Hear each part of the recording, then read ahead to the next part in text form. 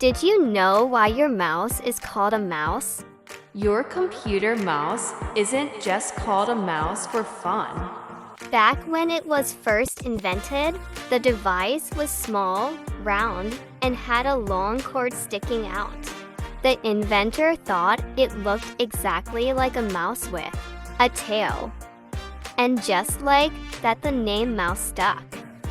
Amazing, right? So the next time you click and scroll, remember, you're holding a little mouse in your hand.